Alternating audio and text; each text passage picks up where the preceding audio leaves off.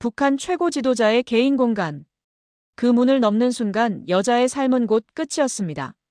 최고 미녀리설주조차 함부로 발을 들릴 수 없는 곳. 하지만 한 여인은 금기의 문 안으로 불려 들어갔습니다. 그곳은 시계 소리조차 나지 않는 은닉의 공간, 밀실이었어요. 그리고 그녀는 그 안에서 하나의 권력이 판을 치는 기괴한 광경을 봐야 했습니다. 차라리 죽는 게 더 나았어요. 그녀는 수치와 공포로 하루하루 시들어갔습니다. 그러나 포기하지 않았습니다. 아이를 지켜야 하는 엄마였기 때문이죠. 이 지옥의 문을 내 스스로 열고 나가겠다. 1년 뒤 그녀는 대한민국 땅에 도착해 또 다른 여인들을 위해 나섭니다. 먼저 댓글로 대한민국 최고를 남겨주세요. 좋아요와 구독 부탁드립니다. 이야기 시작합니다. 저는 김연화입니다. 36살 평양 외무성 부국장의 아내였죠. 그날 밤 저는 봉화각 연회장에 있었습니다. 남편 리상철의 승진 축하연이었어요. 외무성 부국장. 평양에서는 꽤 높은 자리였죠. 연회장은 화려함 그 자체였습니다. 천장에 매달린 수정 샹들리에가 수백 개의 빛을 쏟아냈고 붉은 카펫이 바닥을 뒤덮었죠. 벽에는 수령님 초상화가 걸려 있었습니다. 언제나 그렇듯 우리를 내려다보고 있었어요. 간부 부인들이 하나둘 모여들었습니다. 비단 치마 저고리와 서양식 드레스가 뒤섞였죠. 저는 붉은 벨벳 드레스를 입었습니다. 남편이 골라준 거였어요. 축하해요, 연화 동무. 정말 부럽네요. 부국장 부인이라니. 간부 부인들이 다가와 인사했습니다. 가식적인 미소들이었죠. 서로의 남편 직급을 재며 위아래를 가늠하는 눈빛들. 저도 익숙한 미소로 답했습니다. 그게 평양식 사교였으니까요. 단상 위로 남편이 올라갔습니다. 검은 인민복이 잘 어울렸어요. 마이크를 잡더니 목을 가다듬었죠. 경애하는 수령님의 은혜로 이 자리에 서게 되었습니다. 천편일률적인 연설이 시작됐어요. 당의 령도 아래, 주체 사상의 기치 높이, 뭐 그런 말들이었죠. 박수 소리가 연회장을 채웠습니다. 저도 손바닥이 빨갛게 되도록 쳤어요. 그래야 했으니까요. 옆자리 부인이 속삭였습니다. 부국장 동무는 정말 앞날이 창창하시네요. 중앙당에서도 주목한다던데. 그때였습니다. 갑자기 중앙 조명이 꺼졌어요. 웅성거림이 일었죠. 정전인가 싶었는데 아니었습니다. 스포트라이트 하나가 켜졌어요. 그리고 그 빛이 저를 비췄습니다. 정확히 제가 서 있던 자리를. 심장이 쿵 내려앉았습니다. 주변 사람들이 뒤로 물러섰어요. 마치 저를 피하듯이. 검은 양복을 입은 남자 둘이 군중을 헤치고 다가왔습니다. 국가보위성. 그들의 무표정한 얼굴은 누구나 알아볼 수 있었죠. 김연화 동무. 낮고 차가운 목소리였습니다. 연회장이 순식간에 조용해졌어요. 음악도 멈췄고 잔을 부딪히는 소리도 사라졌죠. 수백 개의 눈이 저를 쳐다봤습니다. 금강초대소로 이동하십시오. 그 말에 숨소리조차 들리지 않았습니다. 금강초대소. 그곳이 어떤 곳인지 모르는 사람은 없었죠. 최고 권력자가 극소수를 부르는 곳. 돌아오지 못할 수도 있는 곳. 지금 당장 가야 합니까? 제 목소리가 떨렸습니다. 네. 차량이 대기 중입니다. 남편이 단상에서 내려왔습니다. 얼굴이 창백했죠. 하지만 이내 억지 미소를 지으며 제 팔을 잡았어요. 여보 괜찮아.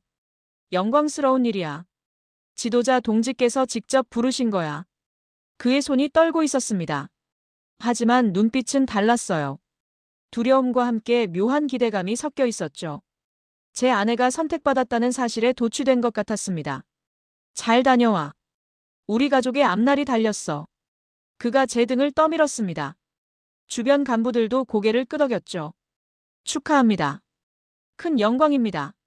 그들의 말 속에는 부러움과 두려움이 뒤섞여 있었어요. 저는 붉은 드레스 자락을 잡고 걸었습니다. 구두 소리가 대리석 바닥에 울렸죠. 문을 나서자 찬 바람이 얼굴을 때렸습니다. 검은 세단이 엔진을 켠 채 대기하고 있었어요. 번호판이 없었죠. 차에 오르기 전 뒤를 돌아봤습니다. 연회장 창문 너머로 남편이 보였어요. 벌써 다른 간부들과 잔을 들고 있었습니다. 마치 아무 일도 없었다는 듯이. 저를 배웅하러 나오지도 않았죠. 차 문이 닫히자 세상이 단절됐습니다. 운전사는 말이 없었고 옆자리 요원도 침묵했어요. 차는 불을 끄고 달렸습니다. 저는 치마자락을 꽉 쥐었어요. 이내 평양 시내를 벗어나 어둠 속으로 향했죠. 30분쯤 지났을까요? 높은 철책이 나타났습니다. 초소를 지나자 금강초대소라는 표식이 보였어요. 그곳은 소문으로만 들었던 곳이었습니다. 최고 권력자가 극비로 사람들을 부른다는 곳. 어떤 이는 영광을 얻고 어떤 이는 사라진다는 곳. 건물은 생각보다 소박했습니다. 하지만 그 소박함이 오히려 무서웠죠. 거칠애가 필요 없는 절대 권력의 공간이었으니까요. 안내원이 저를 응접실로 이끌었습니다. 방은 텅 비어 있었습니다. 벽시계 하나와 의자 2개가 전부. 창문조차 없었죠. 시계 초침 소리만이 정적을 깨뜨렸습니다. 10시 47분을 가리키고 있었어요. 문이 열렸습니다. 그리고 그가 들어왔죠. 북조선의 최고 지도자. 사진으로만 보던 그 얼굴이 눈앞에 있었습니다. 생각보다 작은 체구였어요. 하지만 그의 존재감은 방 전체를 압도했죠. 앉으시오. 저는 조심스럽게 의자에 앉았습니다. 무릎을 모으고 손을 가지런히 올렸죠. 그가 저를 훑어봤습니다. 품평하듯이. 오늘 연회에서 봤소. 리상철 부국장의 부인. 김연아 동무. 내 지도자 동지님. 영광입니다. 남편이 일을 잘한다던데. 충성스럽고. 그가 말을 이었습니다. 딸이 있다고 들었소. 몇 살이지? 9살입니다. 좋은 나이요. 그가 미소를 지었습니다. 차가운 미소였죠. 앞으로 자주 보게 될 거요. 준비하시오. 그게 전부였습니다. 5분도 안 되는 면담. 하지만 그 짧은 순간이 제 삶을 완전히 바꿔놓았죠. 다음에도 오시오. 그 한마디가 선고문처럼 들렸습니다. 돌아오는 차 안에서 저는 떨었습니다. 무엇 때문인지도 몰랐어요. 두려움인지 추위인지 아니면 앞으로 일어날 일에 대한 예감인지. 집에 도착하니 현관에 불이 켜져 있었습니다. 남편이 문을 열고 나왔죠. 얼굴에 환희가 가득했습니다. 어땠어? 무슨 말씀을 하셨어? 우리한테 특별한 관심이 있으신 것 같아. 저는 대답하지 않고 안으로 들어갔습니다. 딸 세나의 방문을 열었죠. 아이는 곤히 잠들어 있었어요. 작은 숨소리가 평화로웠습니다. 여보, 이건 기회야. 우리 가족이 올라설 기회라고. 남편이 뒤에서 말했습니다. 저는 돌아보지 않았어요. 그가 제 어깨를 잡았죠. 지도자 동지께서 직접 부르신 거야. 이게 얼마나 대단한 일인지 알아. 평양에서도 극소수만 받는 영광이라고. 그의 목소리에는 흥분이 가득했습니다. 마치 복권에 당첨된 사람처럼. 저는 그제야 깨달았죠. 이 남자에게 저는 아내가 아니라 출세의 도구였다는 걸. 제가 무엇을 겪을지 그는 관심조차 없었어요. 잘 자요. 저는 그렇게만 말하고 방으로 들어갔습니다. 거울 앞에 섰습니다. 붉은 드레스를 입은 여자가 보였죠. 화장은 그대로였지만 눈빛이 달랐어요. 몇 시간 전에 저와는 다른 사람이었습니다. 그날 밤 저는 잠들지 못했습니다. 천장을 바라보며 생각했죠. 금강초대소. 다음에도 오시오. 그 말들이 머릿속을 맴돌았어요. 새벽이 되어서야 어렴풋이 깨달았습니다. 제 삶은 이제 제 것이 아니라는 걸. 그리고 이것은 시작에 불과하다는 걸. 창밖으로 평양의 불빛이 보였습니다. 화려하고 차가운 도시. 그 도시가 저를 집어삼키려 하고 있었죠. 첫 호출 이후 일주일이 지났습니다. 저는 평범한 일상으로 돌아간 척했죠. 아침에 세나를 학교에 보내고 시장에서 장을 봤습니다. 간부 부인들과 차도 마셨어요. 하지만 모든 게 연극 같았습니다. 그들의 시선이 달라졌거든요. 금강초대소에 다녀왔다는 소문이 퍼진 모양이었습니다. 부러움과 경계가 뒤섞인 눈빛들. 대화 중에도 조심스러워했죠. 혹시 제가 무슨 특별한 임무라도 받은 건 아닌지 의심하는 것 같았어요. 새벽 2시 23분. 전화벨이 울렸습니다. 남편이 수화기를 들었죠. 네. 알겠습니다. 바로 준비시키겠습니다. 그가 저를 흔들어 깨웠어요. 또 부르셨어. 빨리 준비해. 저는 미리 준비해둔 검은 정장을 입었습니다. 화장은 최소한으로만 했죠. 거울을 보니 얼굴이 창백했어요. 일주일 사이 수척해진 게 보였습니다. 엄마 또 어디 가요? 세나가 방문을 열고 나왔습니다. 눈을 비비는 모습이 안쓰러웠죠. 저는 억지로 미소를 지었어요. 중요한 일이 있어서 잠깐 나갔다 올게. 금방 돌아올 거야. 남편은 현관에서 기다리고 있었습니다. 이번엔 뭔가 부탁하는 듯한 눈빛이었죠. 잘 다녀와. 우리 가족의 미래가 달렸어. 또 그 말이었습니다. 저는 대답 없이 문을 나섰어요. 같은 검은 세단. 같은 침묵. 하지만 이번엔 경로가 달랐습니다. 평양 시내를 벗어나지 않고 중심부의 한 건물로 향했죠. 겉보기엔 평범한 관공서였지만 내부는 달랐어요. 경비가 삼엄했고 복도는 미로 같았습니다. 두 번째 호출도 비슷했습니다. 세 번째도. 하지만 갈 때마다 뭔가 달라졌죠. 지도자의 질문이 점점 개인적으로 변했고 거리도 가까워졌습니다. 저는 매번 새벽에 집으로 돌아와 뜨거운 물로 샤워를 했어요. 호출은 점점 잦아졌습니다. 일주일에 2번에서 서너 번으로. 새벽 전화벨 소리에 심장이 멎는 것 같았죠. 남편은 오히려 기뻐했습니다. 지도자 동지께서 특별한 관심을 가지신 것 같아. 좋은 징조야. 세나는 엄마의 부재를 그림으로 표현했습니다. 빈 의자, 검은 차, 불 꺼진 창문. 아이는 본능적으로 뭔가 잘못되고 있다는 걸 느끼는 것 같았어요. 어느 날 시장에서 장을 보다가 거울에 비친 제 얼굴을 봤습니다. 눈밑이 검게 변해 있었고 광대뼈가 도드라져 보였죠. 한 달 사이에 5kg는 빠진 것 같았어요. 련화 동무, 요즘 많이 피곤해 보여요. 무슨 일 있어요? 옆집 부인이 물었습니다. 저는 억지로 웃으며 고개를 저었죠. 아니에요. 그냥 잠을 못 잤어요. 그날 밤도 전화벨이 울렸습니다. 이번엔 새벽 3시였어요. 남편이 전화를 받고는 평소와 다른 표정을 지었습니다. 오늘은 특별한 곳으로 간대. 준비 잘해. 특별한 곳이 어디예요? 나도 몰라. 하지만 중요한 자리인 것 같아. 차는 평양을 벗어나 북쪽으로 향했습니다. 산길을 한참 올라가더니 숲에 둘러싸인 별장 앞에 멈췄죠. 완벽하게 고립된 공간이었어요. 안내원이 저를 2층으로 이끌었습니다. 복도를 걷는데 어디선가 기계음이 들렸어요. 의료 장비 같은 소리였죠. 문을 열자 놀라운 광경이 펼쳐졌습니다. 넓은 방 한쪽에는 각종 모니터와 녹음 장비가 설치돼 있었고 다른 쪽에는 의료기기들이 놓여 있었어요. 그리고 그 한가운데 흰 가운을 입은 여성이 서 있었습니다. 련화야. 방윤정이었습니다. 김일성 종합대학 시절 룸메이트였죠. 같이 군대도 갔었어요. 여군 복무 시절 우리는 서로를 의지하며 버텼습니다. 제대 후 특수부서로 발령됐다는 소문만 들었는데 이런 곳에서 만나다니. 지도자가 들어왔습니다. 오늘은 간단한 음성 검사만 하면 돼요. 박동무가 도와줄 거요. 그가 나가자 윤정이 재빨리 다가왔습니다. 여기는 도청 중이야. 조심해. 그녀가 작은 쪽지를 제 손에 쥐어줬어요. 녹음실에서 이상한 문장들을 읽었습니다. 마치 누군가의 말투를 흉내내는 것 같은 내용이었죠. 왜 이런 걸 하는지 알 수 없었어요. 잠깐 화장실 가자. 윤정이 속삭였습니다. 화장실에서 물을 틀어놓고 그녀가 급하게 말했어요. 위험해.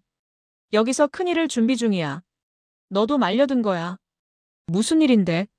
지금은 말할 수 없어. 하지만 빨리 빠져나가야 해. 내가 도울게. 그녀가 또 다른 쪽지를 줬습니다. 대학 때 우리 약속 기억하지? 끝까지 함께. 어떤 상황에서도. 눈물이 났습니다. 그 약속을 그녀는 잊지 않고 있었던 겁니다. 집으로 돌아온 건 새벽 5시가 넘어서였습니다. 남편은 거실에서 뭔가를 적고 있었어요. 제가 들어서자 황급히 서류를 덮었죠. 수고했어. 피곤하겠다. 그의 책상 위에 낯선 문서가 보였습니다. 군부대 명단 같은 것들이었어요. 순간 불안감이 엄습했습니다. 침실로 들어가 쪽지를 펼쳐봤습니다. 준비해. 곧 연락할게. 짧은 문장이었지만 희망이 보였어요. 창밖으로 동이 트고 있었습니다. 평양의 아침이 시작되고 있었죠. 저는 서랍 깊숙이 숨겨둔 작은 가방을 확인했습니다. 현금과 여권, 세나의 사진. 언젠가 필요할지도 모를 탈출 준비물이었죠. 세 번째 호출은 예상보다 빨리 왔습니다. 이틀 뒤 새벽 1시. 전화벨이 울리자 남편이 날쌔게 받았죠. 알겠습니다. 지금 바로 준비시키겠습니다. 저는 이미 잠들지 않고 있었어요. 언제 올지 모를 호출을 기다리며 옷을 갈아입을 준비를 하고 있었죠. 검은 정장을 입고 화장을 간단히 고쳤습니다. 오늘은 평소와 다르게 빨리 오라는군. 남편이 말했습니다. 뭔가 중요한 일인가 봐. 차는 또 다른 경로로 향했습니다. 이번엔 평양 외곽의 의료시설처럼 보이는 건물이었죠. 제1특별보호구역이라는 표지판이 있었어요. 삼엄한 경비를 지나 안으로 들어갔습니다. 복도를 걷는데 약품 냄새가 코를 찔렀습니다. 병원이었어요. 하지만 일반 병원과는 달랐죠. 창문은 모두 막혀 있었고 의료진조차 보이지 않았습니다. 안내원이 저를 병실로 이끌었습니다. 문이 열리자 충격적인 광경이 펼쳐졌어요. 지도자가 병상에 누워 있었습니다. 얼굴은 창백했고 온몸에 의료 장비가 연결돼 있었죠. 옆에는 윤정이 서 있었습니다. 흰 가운을 입은 그녀는 차트를 들고 있었어요. 우리 눈이 마주쳤지만 그녀는 모른 척했죠. 김연아 동무. 지도자가 산소 마스크를 내리며 말했습니다. 목소리가 쉬어 있었어요. 가까이 오시오. 저는 침대 옆으로 다가갔습니다. 가까이서 본 그의 얼굴은 더 충격적이었어요.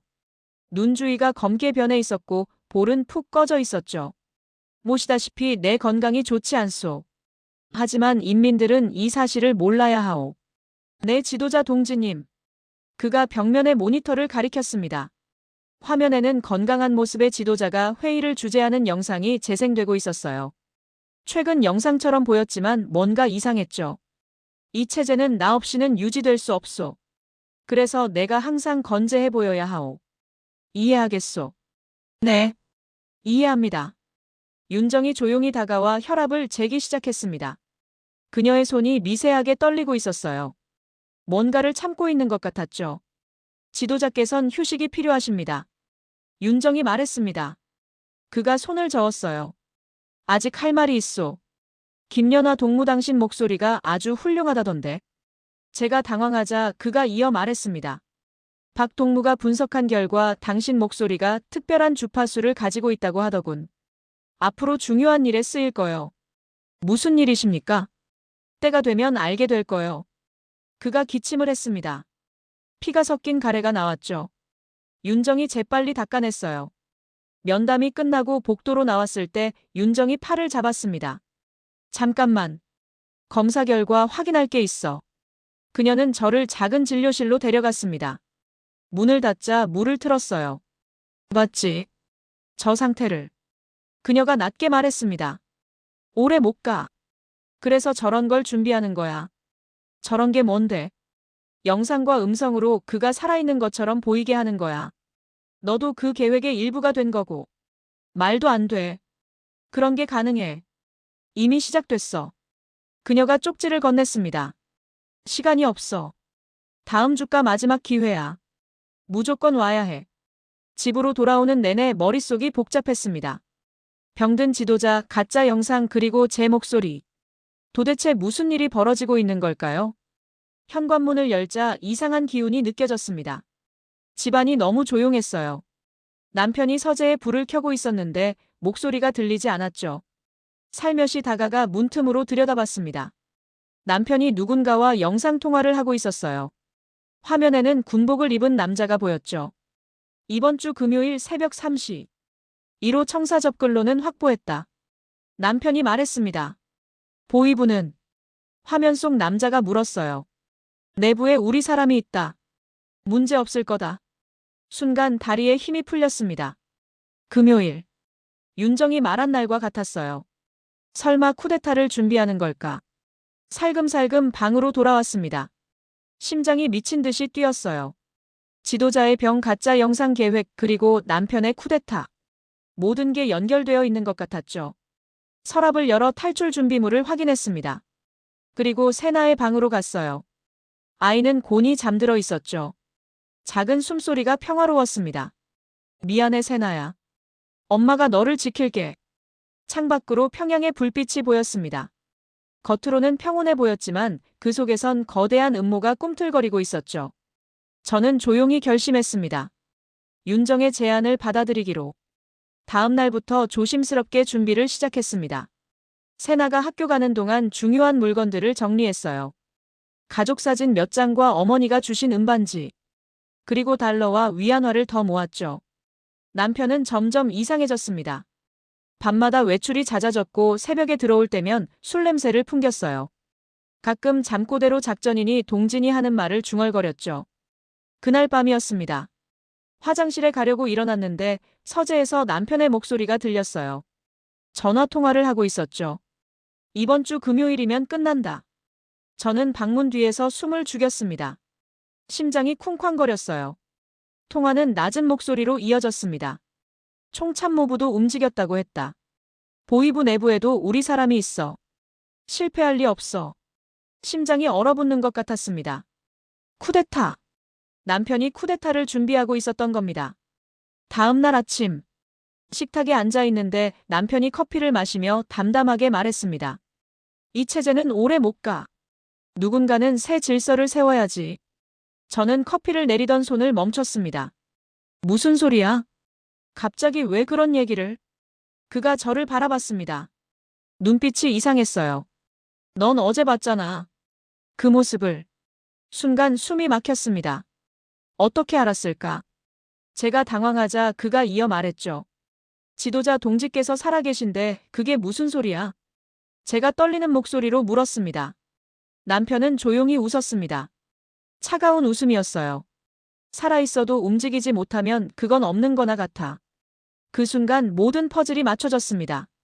남편은 알고 있었어요. 지도자가 병들어 죽어가고 있다는 걸. 그리고 그 틈을 노리고 있었던 겁니다. 련화는 더 이상 물을 수 없었습니다. 묻는 순간 저도 공범이 되는 것 같았으니까요. 그날 밤 저는 세나의 방으로 갔습니다. 딸아이의 잠든 얼굴을 바라보며 조용히 짐을 쌌어요. 현금, 여권, 낡은 은반지 하나. 언제든 도망칠 수 있게. 창밖에서는 군용 트럭이 지나가며 불빛을 비췄습니다. 평소보다 많았어요. 뭔가 심상치 않은 움직임이었죠. 저는 불을 끄고 창문 틈으로 밖을 내다봤습니다. 평양의 밤거리가 불안하게 요동치는 것 같았어요. 조용히 속삭였습니다. 이 집엔 균열이 시작됐다. 그리고 저는 알았습니다. 이제 선택해야 한다는 걸. 남편과 함께 이 거대한 거짓에 동참할 것인가? 아니면 딸을 데리고 도망칠 것인가? 시간이 얼마 남지 않았다는 것도. 금요일 새벽이 다가오고 있었습니다. 남편은 며칠째 서재에 틀어박혀 있었어요. 불빛은 꺼지지 않았고 목소리는 낮고 급했죠. 문틈으로 들리는 대화가 불길했습니다. 금요일 새벽 3시. 준비 완료됐다. 저는 귀를 더 가까이 댔습니다. 심장이 쿵쾅거렸어요. 1호 청사 접근로는 확보했다. 보위부 내부 협력자가 2분간 감시를 차단한다. 그날 아침 남편은 식탁에 앉아 신문을 보고 있었습니다. 평소와 다름없는 모습이었죠. 하지만 손끝이 미세하게 떨리고 있었어요. 이건 뭐야? 제가 물었습니다. 당신 대체 무슨 일을 꾸미는 거야? 그가 신문을 내려놓고 저를 봤습니다. 미간을 찌푸리며 서류를 덮었죠. 혁명이야. 병든 권력 밑에서 영원히 굽힐 순 없잖아. 저는 숨을 참았습니다. 그건 쿠데타야. 당신이 뭘 바꾸겠다는 거야? 남편이 비웃었습니다. 차가운 웃음이었어요. 너는 그동안 내 덕에 살았어. 내가 당에 충성하며 이룬 걸로 살았다고. 혼자라면 이런 집, 이런 옷, 이런 삶 가질 수 있었겠어? 화가 치밀었지만 참았습니다. 그게 당신이 말하는 충성이야? 충성? 그가 일어섰습니다. 살아남는 게 충성이야. 지도자는 오래 못 버텨. 너도 봤잖아. 저는 차가운 눈빛으로 그를 바라봤습니다. 그 말이 언젠가 당신 목을 조를 거야. 그날 이후 우리 사이엔 단 한마디 대화도 없었습니다. 이제 너랑은 끝이야. 속으로 저는 중얼거렸죠. 남편은 집을 나가며 무전기와 권총을 챙겼어요. 발걸음은 가볍고 자신만만했어요. 저는 식탁에 앉아 찬물만 바라봤습니다. 손끝을 꽉 쥐었어요. 이 남자와 함께 살아온 시간들이 무의미하게 느껴졌죠. 오후 2시. 초인종이 울렸습니다. 문을 열자 윤정이 서 있었어요. 얼굴이 창백했고 숨이 가빠 보였죠. 련화 시간이 없어. 안으로 들어가도 돼. 거실에 앉자마자 윤정이 급하게 말했습니다. 내 가족이 정리 대상 명단에 있어. 쿠데타가 실패하든 성공하든 제거될 거야. 저는 굳어버렸습니다. 무슨 소리야? 왜 우리가 제거가 돼? 그녀의 눈빛은 냉정했어요. 너희 남편은 이미 감시 대상이야. 보위부가 다 알고 있어. 일부러 놔두고 있는 거지. 한 번에 쓸어버리려고. 그럼 우린 어떻게 하지? 윤정이 종이를 건넸습니다. 내일 밤 10시. 2호수로 뒤편 통제 초소. 길을 열어둘게. 딱 한 번의 기회야. 내가 탈출을 도와줄 수 있어. 그녀는 더 이상 말하지 않고 일어섰습니다. 문을 나서며 돌아봤죠. 대학 때 약속 기억하지? 끝까지 함께. 이번엔 내가 지킬 차례야. 윤정이 떠나고 저는 멍하니 앉아 있었습니다. 정리 대상. 제거. 그 단어들이 머릿속을 맴돌았어요. 해가 지고 전화벨이 울렸습니다. 또 호출이었어요. 마지막이 될지도 모르는. 검은 차량은 평양 외곽으로 향했습니다. 경호 인원이 평소보다 많았어요. 뭔가 긴장된 분위기였죠. 초대소 복도 끝 지도자가 의자에 앉아 있었습니다. 산소호흡기가 옆에 있었고 링거가 팔에 꽂혀 있었어요. 김연아 동무. 그의 목소리는 더 쉬어 있었습니다. 남편이 요즘 이상한 사람들과 어울린다던데. 저는 고개를 숙였습니다. 그런 일은 모릅니다. 모른다? 그가 차갑게 웃었어요. 거짓말하는 사람 눈은 금방 알아보지. 죄송합니다, 지도자 동지님. 의심은 곧 위험이요. 그가 말했습니다. 충성하지 않는 자는 모두 적이야. 네, 충성하겠습니다. 우리 눈이 잠시 마주쳤습니다. 그 눈빛은 모든 걸 알고 있다는 듯 차가웠어요. 이미 우리 가족의 운명은 결정된 것 같았죠. 좋소. 돌아가도 돼요. 그가 손을 저었습니다. 밖으로 나오며 숨을 크게 들이쉬었습니다. 살아서 나온 게 신기할 정도였어요. 집에 돌아오니 정적만이 감돌았습니다. 남편은 없었고 서재문은 열려 있었어요. 책상 위에 편지가 한 장 놓여 있었죠. 모든 건 준비됐다. 새벽을 기다려라. 저는 편지를 구겨버렸습니다. 더 이상 확인할 필요도 없었어요. 이미 결심은 굳어졌으니까. 세나의 방으로 갔습니다. 아이는 곤히 잠들어 있었죠. 숨소리가 고르고 평화로웠어요. 미안해 세나야. 엄마가 더 나은 세상으로 데려갈게. 서랍을 열어 준비해둔 물건들을 확인했습니다. 현금 가족사진 딸의 목도리. 작지만 소중한 것들이었죠. 거울 앞에 섰습니다. 내일은 평소처럼 웃어야 한다. 아무것도 모르는 척해야 한다. 새벽 2시. 저는 전화를 걸었습니다. 친정 어머니 전화번호였어요. 모든 통화가 도청되고 있었어요. 저는 내일 자리를 알리바이를 위해 엄마 집으로 가는 척 해야 했죠. 엄마 저예요. 내일 세나를 데리고 엄마 집에 갈게요. 점심 먹어요. 아침이 되자 저는 떨리는 손으로 세나를 깨웠습니다. 집 밖에서 들리는 군용 트럭 소리가 점점 가까워지고 있었어요. 윤정의 경고가 현실이 되고 있었습니다. 우리 가족이 정리 대상 명단에 올라 있다는 그 말이. 거실 창문 너머로 검은 차량들이 아파트 단지로 들어오는 게 보였습니다. 보이부였어요. 심장이 터질 것처럼 뛰었습니다. 세나에게 옷을 입히면서도 손이 계속 떨렸어요. 아이는 무슨 일인지 모른 채 졸린 눈을 비볐습니다. 미리 준비해둔 작은 배낭을 메고 현관으로 향했죠. 10년을 산 집이었지만 돌아볼 시간조차 없었습니다. 복도에 나서자 위층에서 쿵쿵거리는 발소리가 들렸습니다. 4층부터 수색을 시작한 모양이었어요. 우리는 3층. 시간이 얼마 남지 않았습니다. 세나의 손을 꽉 잡고 계단을 뛰어내려갔어요. 아이가 무서워하는 게 느껴졌지만 달랠 여유가 없었습니다.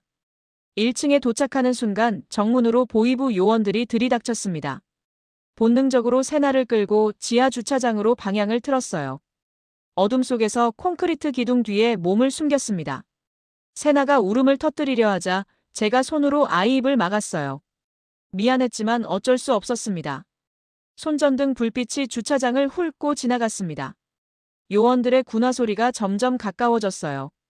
온몸이 얼어붙은 것 같았습니다. 이대로 끝인가? 세나를 이렇게 위험에 빠뜨리다니. 자책감이 밀려왔죠. 그때 갑자기 반대편에서 차량 경보음이 요란하게 울렸습니다. 요원들이 그쪽으로 달려갔어요. 어둠 속에서 윤정의 얼굴이 나타났습니다. 그녀가 일부러 경보기를 작동시킨 거였어요. 우리는 주차장을 빠져나와 미친 듯이 뛰었습니다. 골목길을 헤매며 검문소를 피해 다녔습니다. 세나를 안고 뛰느라 숨이 목까지 차올랐어요. 무거운 아이를 안은 채로 담을 넘고 쓰레기통 사이를 비집고 지나갔습니다. 옷은 찢어지고 무릎은 까졌지만 멈출 수 없었죠. 뒤에서는 사이렌 소리가 평양 하늘을 찢고 있었습니다. 약속 장소인 2호수로에 도착했을 때 계획이 틀어졌다는 걸 알았습니다. 차량 이동은 불가능했어요. 도시 전체가 봉쇄되고 있었던 겁니다. 수로를 통해 걸어서 빠져나가는 수밖에 없었죠. 하수구 뚜껑을 열고 내려갔습니다. 악취가 코를 찔렀어요. 발목까지 차오르는 오물을 헤치며 걸어야 했습니다. 세나를 업고 있었지만 미끄러운 바닥 때문에 몇 번이나 넘어질 뻔했어요. 완전한 어둠 속에서 벽을 더듬으며 나아갔습니다. 가끔 뭔가가 발에 스치고 지나갔어요. 쥐였을 겁니다. 세나가 무서워서 제 목을 꽉 조였습니다. 30분쯤 걸었을까요? 위에서 군화 소리와 무전 소리가 들렸어요. 수색대가 우리 바로 위를 지나고 있었던 겁니다. 숨소리조차 죽이고 멈춰 섰습니다. 리상철 일가족 행방불명이라는 무전 내용이 들렸어요. 우리는 이미 반역자 가족이 되어 있었습니다. 수로를 빠져나왔을 때는 도시 외곽이었습니다. 다른 탈출자들이 모여 있었어요. 모두들 불안에 떨고 있었죠. 차를 기다렸지만 오지 않았습니다. 운전자가 잡혔거나 너무 위험해서 포기한 것 같았어요. 결국 40km를 걸어서 가기로 했습니다. 산길은 험했습니다. 어둠 속에서 나뭇가지에 걸려 넘어지고 돌부리에 발가락을 찧었어요. 세나는 지쳐서 축 늘어져 있었습니다. 다른 탈출자들이 번갈아가며 아이를 업어줬어요. 모두가 같은 운명이었기에 서로 도울 수밖에 없었죠. 새벽 2시경 머리 위로 헬기가 나타났습니다. 서치라이트가 숲을 샅샅이 훑었어요. 우리는 나무 아래 낙엽 속으로 몸을 파묻었습니다. 심장 소리가 너무 커서 들킬 것 같았어요. 세나를 꼭 안고 있었지만 아이를 지켜줄 수 있을까 두려웠습니다. 이런 위험한 선택을 한 게 과연 옳았을까? 후회가 밀물처럼 밀려왔어요. 헬기가 지나간 후 다시 길을 재촉했습니다. 새벽 4시 드디어 두만강이 보였어요. 11월의 강물은 검고 차가워 보였습니다. 강변 갈대숲 속에 작은 고무보트 두 척이 숨겨져 있었어요. 윤정의 협력자들이 미리 준비해둔 거였습니다. 보트는 너무 작았습니다. 한 척에 5명씩 타야 했어요. 저는 세나를 꼭 안고 첫 번째 보트에 올랐습니다. 노를 젓는 사람은 이 일을 여러 번 해본 듯 능숙했어요. 하지만 그의 얼굴에도 긴장이 역력했습니다. 강물은 생각보다 빨랐습니다. 11월의 차가운 바람이 얼굴을 때렸어요. 보트가 물살에 휩쓸려 좌우로 흔들렸습니다. 세나가 무서워서 제 옷을 꽉 움켜쥐었어요. 저도 무서웠지만 아이를 안심시켜야 했습니다. 강 한가운데쯤 왔을 때 멀리서 서치라이트가 강물을 훑기 시작했습니다. 국경경비대였어요. 우리는 노젓기를 멈추고 보트를 낮게 엎드렸습니다. 물에 젖은 보트 바닥에 얼굴을 대고 숨을 죽였어요. 세나의 작은 심장이 제 가슴에 닿아 빠르게 뛰는 게 느껴졌습니다. 서치라이트가 우리 바로 옆을 스쳐 지나갔습니다. 한 번 발각되면 끝이었어요. 총격을 받을 수도 있고 잡혀서 북송되면 공개처형이 기다리고 있었죠. 이 모든 위험을 감수하면서도 자유를 향해 가야만 했습니다. 빛이 멀어지자 다시 노를 저었습니다. 15분이 1시간처럼 느껴졌어요. 드디어 건너편 중국 땅에 보트가 닿았습니다. 그 순간 다리에 힘이 풀려 주저앉을 뻔했어요. 살았다. 정말 살아서 건넜다. 하지만 안심하기엔 일렀습니다. 중국 공안에게 잡히면 북송이었으니까요. 숲속에 트럭이 숨어 기다리고 있었습니다. 젖은 몸으로 진칸에 올라탔어요. 세나는 추위와 공포로 계속 떨고 있었습니다. 제가 아이를 품에 꼭 안았지만 떨림이 멈추지 않았어요. 트럭이 출발하면서 창밖으로 두만강이 멀어져 갔습니다. 저강 너머 북한 땅도 점점 아득해졌어요. 남편은 지금쯤 어떻게 됐을까? 체포됐을까 아니면 이미. 하지만 이제는 돌이킬 수 없었습니다. 세나와 저는 새로운 삶을 향해 가고 있었으니까요. 비록 그 길이 얼마나 험난할지 알 수 없었지만 중국 안전가옥에 도착한 것은 아침 7시였습니다. 낡은 농가 건물이었지만 우리에겐 천국이었어요. 72시간 동안 이곳에 숨어 있어야 한다고 했습니다. 북한 당국이 중국 공안과 연계해 우리를 찾고 있을 거라고 했죠. 작은 방에 들어가자마자 세나가 제 품에서 잠들었습니다. 얼마나 무서웠을까요? 9살 아이가 감당하기엔 너무 큰 일이었죠. 젖은 옷을 갈아입히면서 아이의 작은 몸에 난 상처들이 보였습니다. 수로를 기어가면서 생긴 찰과상들이었어요. 첫날은 거의 잠만 잤습니다. 극도의 피로와 긴장이 풀리면서 온몸이 나른했어요. 하지만 작은 소리에도 깨어났습니다. 혹시 공안이 들이닥치는 건 아닐까? 문 밖의 발자국 소리만 들려도 심장이 뛰었죠. 둘째 날 오후 윤정이 찾아왔습니다. 그녀도 많이 지쳐 보였어요. 평양의 소식을 전해줬습니다. 남편의 쿠데타는 실패했고 관련자들이 대거 체포됐다고 했어요. 남편도 그중 하나였습니다. 이미 처형됐을 거라고 했죠. 이상하게도 눈물이 나지 않았습니다. 그와의 결혼 생활이 얼마나 공허했는지 새삼 깨달았어요. 저는 그저 그의 출세 도구였을 뿐이었죠. 진정한 부부였던 적이 한 번이라도 있었을까요? 셋째 날, 다음 행선지가 정해졌습니다. 심양을 거쳐 인천으로 가는 항공편이었어요. 위조 여권과 새로운 신분이 준비됐습니다. 김연아. 그게 제 새 이름이었죠. 중국 조선족으로 위장해야 했습니다. 공항까지 가는 길이 가장 위험했습니다. 중국 공안의 검문을 여러 번 통과해야 했으니까요. 세나에게 중국어 몇 마디를 가르쳤지만 아이가 제대로 할 수 있을지 걱정됐어요. 심양공항에 도착했을 때 다리가 떨렸습니다. 수많은 감시 카메라와 공안들. 혹시라도 들키면 끝이었어요. 세나의 손을 잡고 최대한 자연스럽게 걸었습니다. 평범한 모녀 여행객처럼 보이려고 애썼죠. 출국 심사대 앞에 섰습니다. 젊은 여직원이 여권을 받아들고 컴퓨터를 확인했어요. 시간이 너무 오래 걸리는 것 같았습니다. 혹시 위조 여권이 들통난 걸까? 식은땀이 등줄기를 타고 흘렀어요. 그때 세나가 중국어로 말했습니다. 이모, 비행기 언제 타요? 제가 가르쳐준 대로였어요. 직원이 미소를 지으며 여권에 도장을 찍었습니다. 통과였어요. 비행기에 오르면서도 실감이 나지 않았습니다. 정말 탈출에 성공한 걸까요? 이륙하는 순간까지도 누군가 우리를 끌어내릴 것 같았어요. 하지만 비행기는 무사히 이륙했습니다. 창밖으로 중국 땅이 멀어져 갔어요. 그리고 이 시간 후 한국 땅이 보이기 시작했습니다. 그때서야 눈물이 났어요. 정말 해냈구나. 살아서 자유의 땅에 왔구나. 인천공항에 도착했습니다. 입국 심사대로 가면서 가슴이 뛰었어요. 이제 진실을 말해야 할 때였습니다. 어디서 오셨습니까? 중국에서 왔습니다. 하지만 저는 심호흡을 했습니다. 그리고 말했어요. 저는 북한에서 온 탈북자입니다. 보호를 요청합니다. 직원의 표정이 바뀌었습니다. 곧 다른 직원들이 와서 우리를 별도의 공간으로 안내했어요. 거기서 기초조사가 시작됐습니다. 어떻게 왔는지, 왜 왔는지, 북한에서 무슨 일을 했는지 모든 걸 털어놨습니다. 금강 초대소 호출, 지도자의 병, 영생각 계획, 남편의 쿠데타, 그리고 탈출까지. 조사관들도 놀라는 눈치였어요. 하나원으로 이송됐습니다. 탈북자들을 위한 정착 교육시설이었죠. 거기서 40일을 보내야 했어요.